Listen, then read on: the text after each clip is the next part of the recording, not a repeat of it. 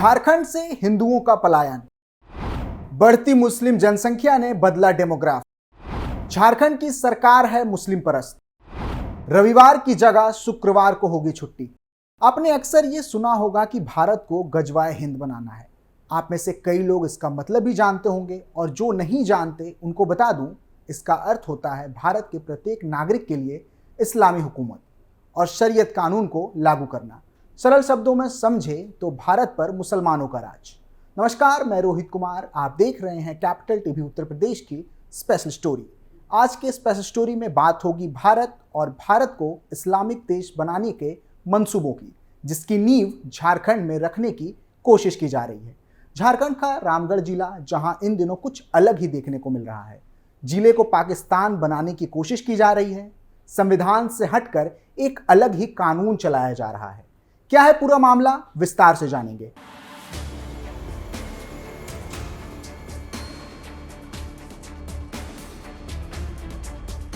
दरअसल पूरा मामला झारखंड के रामगढ़ का है, जहां की एक संगठन है आदम सेना, जिसने अपने आसपास के गांवों में शरिया कानून लागू कर रखा है। मुस्लिम लड़कियों को गैर मुस्लिमों से बात करने की मनाही है। इसके साथ ही उनका बुर्का पहनना अनिवार्य है, और आदेश ना मानने पर आदम सेना के लोग दुष्कर्म और जान से मारने जैसी धमकियां देते हैं। यही नहीं, यहाँ किसी ने शरिया कानून का उल्लंघन करने के बारे में अगर कोई सोचता भी है तो उसे गांव से बाहर कर दिया जाता है।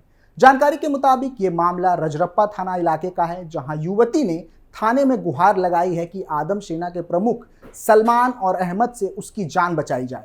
लड़की का आरोप है कि दिसंबर 2023 में उसके साथ गांव के साबिर अली ने दुष्कर्म की कोशिश की, लेकिन वो किसी तरह से बच निकला। उसने शोर मचाकर लोगों को बुलाया तो शाकिब अली और उसके परिजनों उसके साथ मारपीट की, जिसकी शिकायत पुलिस में दर्ज कराई गई है। पीड़िता का आरोप है कि ये सब इसलिए किया जा रहा है ताकि वो और उसका परिवार गांव छोड़कर चला जाए और उनकी जमीन हड़प ली जाए। शिकायत वापस लेने का दबाव बना रही आदम सेना। इसी मामले को लेकर पीड़ित महिला 17 फरवरी 2024 को फिर से थाने पहुंची। पीड़िता ने पुलिस को शिकायत दी कि जमानत पाकर जेल से निकले शाबिर अली और उनके गुर्गे उसे केस वापस लेने की धमकी दे रहे हैं।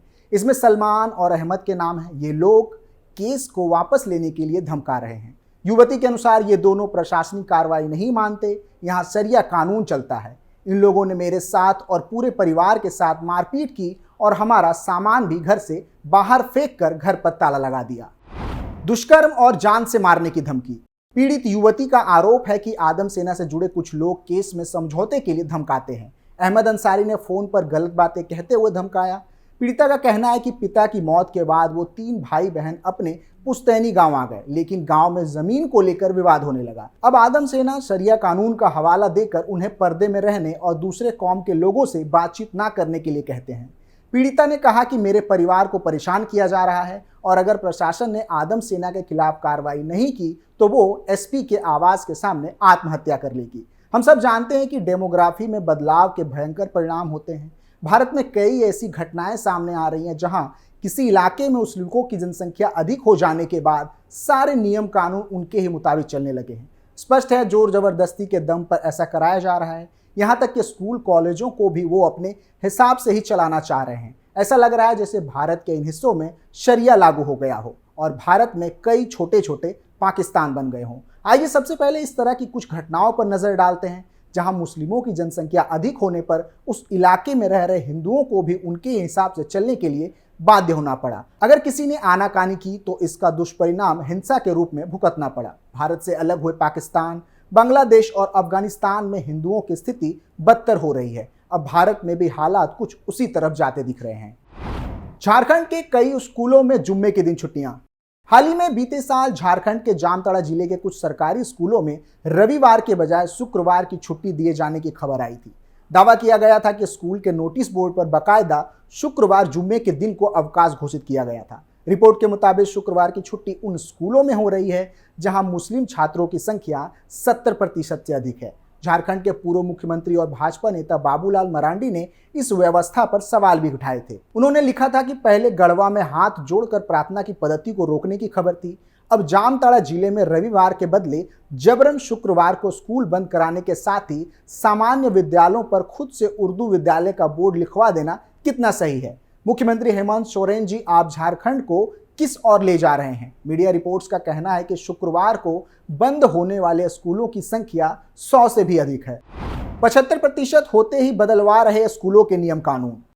घटना गढ़वा के मध्य विद्यालय की है, जहां स्कूल प्रिंसिपल युगेश राम के ऊपर क्षेत्र की बहुल आबादी ने स्कूल प्रार्थना बदलने का दबाव बनाया था। मुस्लिम समुदाय ने प्रिंसिपल को कहा कि क्षेत्र में उनकी आबादी 75% है, इसलिए नियम भी उन्हीं के हिसाब से होंगे। समुदाय के दबाव के चलते स्कूल की प्रार्थना बदल दी गई। प्रिंसिपल ने कहा कि लंबे समय से मुस्लिम समुदाय के लोग 75% आबादी का हवाला देकर स्कूलों के नियमों में बदलाव का दबाव बना रहे थे। कुछ समय पहले इन लोगों ने मिलकर स्कूल में प्रार्थना का ढंग बदलवा दिया। उन्होंने इसकी जानकारी कोरवाडी पंचायत के मुखिया और शिक्षा विभाग के अधिकारियों को दी। हालांकि हम सब जानते हैं कि झारखंड में जेएमएम के नेतृत्व में जामुआ में कांग्रेस और राजद की सरकार है। ये दल मुस्लिम तुष्टीकरण में दक्ष है। जब गढ़वा में मुस्लिम युवक स्कूल में आकर हंगामा करते थे तो इस बारे में मुखिया शरीफ अंसारी को जानकारी दी गई थी। दावा किया गया कि उन्होंने आकर ग्रामीणों को समझाया भी था, लेकिन ना मानने पर स्कूल को ही मजबूर कर दिया गया। झारखंड में सरस्वती पूजा विसर्जन में हिंसा। वैसे तो रामनवमी से लेकर दुर्गा पूजा तक कई त्योहारों के दौरान हिंदुओं के जुलूस पर हमले की खबरें आती है। अब तो हिंदू नववर्ष मनाने पर भी आफत है। बीते साल सरस्वती पूजा विसर्जन के दौरान हजारीबाग, कोडरमा और जामताड़ा इन तीनों जिलों में अशांति रही। हजारीबाग में 17 साल के रुपेश कुमार की हत्या कर दी गई।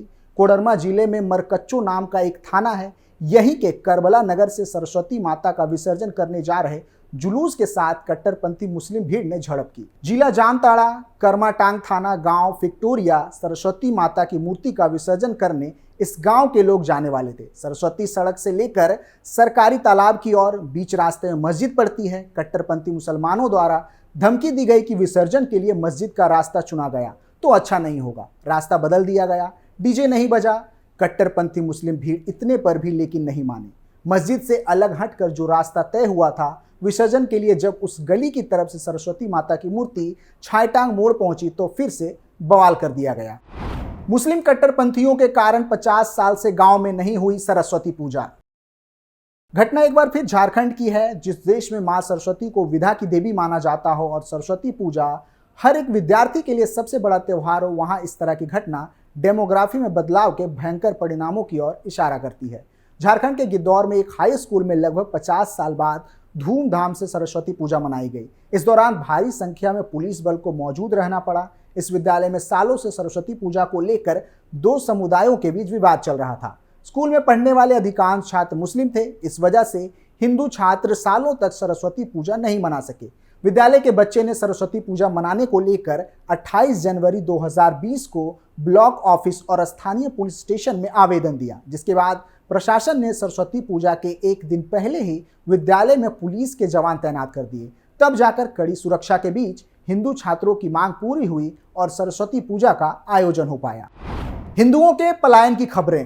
कैराना से हिंदुओं के पलायन की खबरें सुर्खियां बनी थी, लेकिन ऐसा भारत के कई हिस्सों में हो रहा है। मध्य प्रदेश के नरसिंहपुर जिले के मुस्लिम बहुल मोहल्ले महाजनी टोला में हिंदुओं पर पत्थरबाजी करने का मामला प्रकाश में आया था। पीड़ितों का आरोप था कि इलाके में मुस्लिम कट्टरपंथी आए दिन ऐसा करते हैं। इसी कारण से इससे पहले भी कई हिंदू परिवार मजबूरन पलायन कर गए हैं। कई हिंदू परिवार वहां से घर बेचकर निकल गए। हाल ही में कानपुर में हुई हिंसा के पीछे भी डेमोग्राफी में बदलाव को ही वजह माना जा सकता है। पीड़ितों ने बताया था कि हम गिने चुने हिंदू इस खास क्षेत्र में हैं। हमारे मोहल्ले का नाम चंद्रेश्वर है, जहां कुछ 100 हिंदू रहते हैं। घटना के दिन प्रदर्शन के नाम पर हमारे मोहल्ले को निशाना बनाने की कोशिश की गई। वो तो फोर्स की सक्रियता थी कि हम बच गए। ऐसी कई खबरें हाल ही के दिनों में सामने आई हैं जो मुस्लिम अल्पसंख्यकों की मंशा को दर्शाती है। अब जरूरी है कि इस विषय को राज्य की सभी सरकारें गंभीरता से ले और पीड़ितों को इस डर के माहौल से बाहर निकालने का काम करें। आज के स्पेशल स्टोरी में इतना ही। आप देखते रहिए कैपिटल टीवी उत्तर प्रदेश। नमस्कार।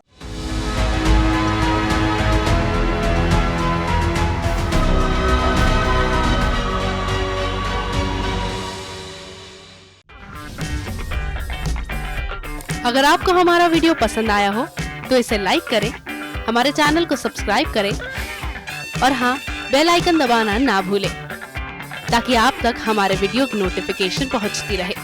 आप अपना सुझाव हमें कमेंट बॉक्स में दे सकते हैं। हमारे साथ जुड़ने के लिए शुक्रिया।